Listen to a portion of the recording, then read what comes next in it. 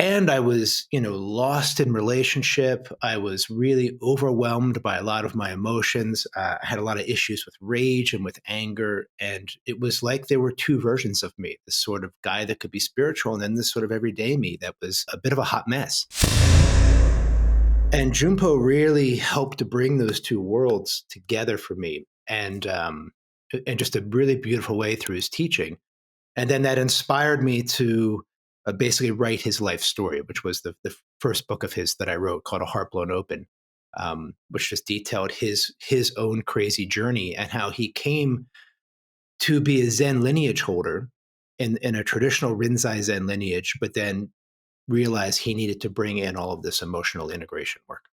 Yeah, wonderful. Yeah, it's a wild, wild life story. Knowing him as a human, I think you captured just some of the most poignant moments. I mean, there's just so many vivid experiences he had that that shaped who he was. And maybe we could just spend a moment telling the listeners a bit of these tales. I mean, he grew up kind of in an abusive home and Severely abusive, yeah. yeah, and found his way out of it and into the counterculture movement of the 60s and ended up essentially being the salesman, the front man for window pane acid, right? Yep. LSD in the Yep. 60s, and was very well connected in the Bay Area and really was bringing LSD to the masses. Yes? Yeah, and he was very clear that he believed, like a lot of the boomers in that world, then that LSD was going to transform the world, and he maintained that to his dying day.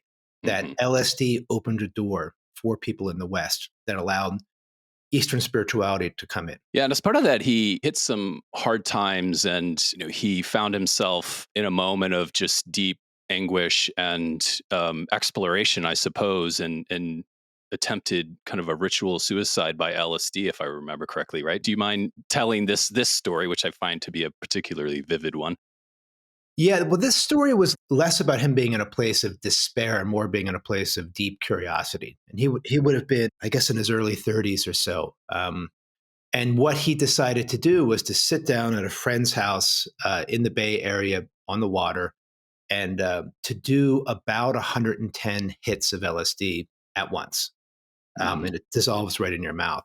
And so he had set up a beautiful prayer rug and incense, and was sitting. He could do full lotus. He was very flexible, so sitting in a full lotus. He was an advanced yoga practitioner, and he took the LSD and he put it in his mouth, and he said he exploded. He exploded into a supernova, and then for eons he was gone.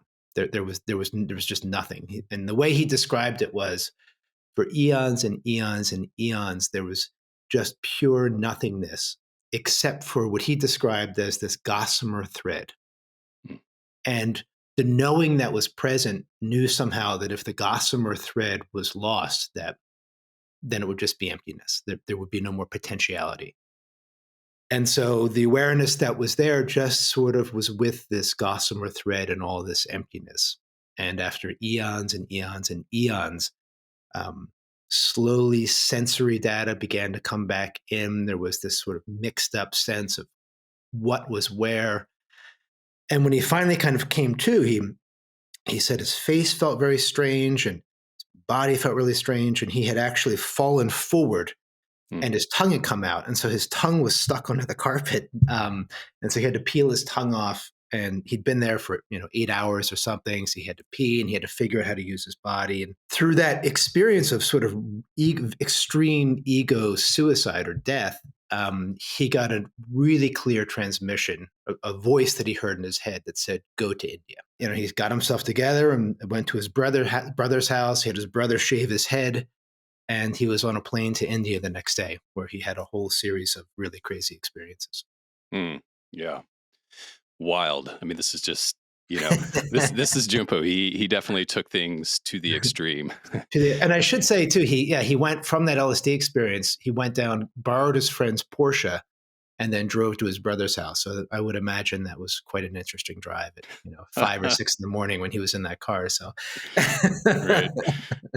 Yeah. So When the Buddha Needs Therapy is this most recent book, and you talk a bit about your own experiences with these flashes Mhm. of non-ordinary states. Mhm. Just a Mhm. beautiful story of walking your dog, and Mhm. maybe you could tell this story of you were young, you were a young buck, if I remember. Yeah, yeah. So that was my first sort of spiritual experience. I was 16 and walking like the family dog. It was a beautiful fall night, really like billowy clouds and a really full moon, harvest moon. And I was the usual teenager. I was full of angst and self doubt, and running all kinds of stories, about a girl and about this, and just just in the tumult of being a teenager.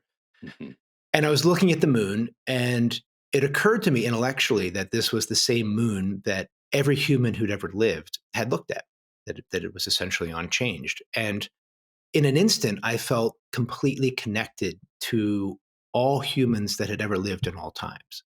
And deeply connected, like somatically heart connected, where I felt connected to Einstein and Shakespeare and Confucius, and like all of these mhm, luminous minds suddenly were inside of me, and I was inside of them, and it was the antithesis of feeling lonely, which was sort of the emotion that would have defined my teenage years, was loneliness, and it mhm, just blew that apart, and I burst out laughing because it was so extraordinarily mind blowing to know on a somatic level that it was impossible to ever be alone as a human being. mm.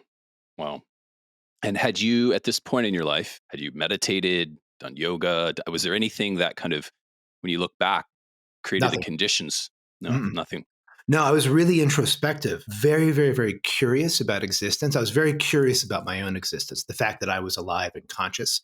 Hmm. And I lived in a culture, in Philadelphia and my friends at the time, where no one really, people looked at me like I was crazy when I would sort of marvel at the fact that we were alive and self aware. So I mainly just felt alone. I felt like I was really like in this place all by myself of living in a place of just sheer wonderment at being alive. Hmm. So I don't know if that had something to do with the experience or what, but it was just karma or who knows. Yeah. And so in your book, you talk a bit about, you pull in kind of the Ken Wilber's integral theory around how to make sense of some of this, right? So there's this idea of a state of consciousness or a non-ordinary state, so an experience that is different than our kind of experience of like walking through the world, driving a car, or making dinner, where things are a bit odd and different and cracked open, which is a little bit different than a stage of development, right? So Wilbur talks about states and stages, and you use this framing in your book. I'm wondering if you might just help us understand a little bit, like this thing that this taking 110 hits of acid, looking at the moon, and feeling throughout all of humanity, throughout all time, backwards and forwards. These are like state experiences, which is a little bit different than a stage of development, right? And can you just help us understand that? Yeah, of course. Yeah, so state, you can think of, if you think of an egoic level of development, or let's say like an ego perspective, you could have like a tribal worldview, you could have a very conformist worldview, you could have like a modern worldview, scientific worldview, you could have a postmodern worldview. But these are all places where we inhabit when we look out at the world and how we make sense of it. So if I'm tribalistic, maybe I'm like a mafioso. If I'm conformist, maybe I'm like a born again Christian. If I'm a modernist, maybe I'm like a scientist or a rationalist. If I'm a postmodernist, maybe I'm really good about social justice and equity and environmentalism. Um, those are all stages of ego Hmm. development, and states happen. You could think of, if stages are here, states happen over here, and you could think of them as happening kind of outside of the ego experience. So Hmm. when I was 16, wherever my development was, I had this experience. This experience was outside of ego. Therefore, it was a state experience. It sort of happened. And then when the experience faded, I had to interpret it through the lens of development where I was at the time. And so Hmm. with Jun Po, the same thing. Jun Po did all this LSD. He had a radical non-dual, like a radical non-dual experience. But then when the LSD wore off, he had to integrate the experience through where his development was at that time, at 32 or whatever he was. As we continue to evolve our stage, as the stage goes from tribal to conformist to modern to postmodern to integral to post integral, what a lot of the research begins to indicate, and what's been true of my personal experience, is that the capacity for your ego structure to perceive and hold some of these spiritual states as ego experiences begins to stabilize. So, in other words, through a lot of my 20s and 30s, I had experiences of non duality, really radical non duality. But now that I'm, just turned 50, I can have experiences of non duality, but I'm able to have that through my ego structure itself. So I can perceive the emptiness that's arising in all moments at all times without having to go into a state experience and then integrate that experience back over on the other side.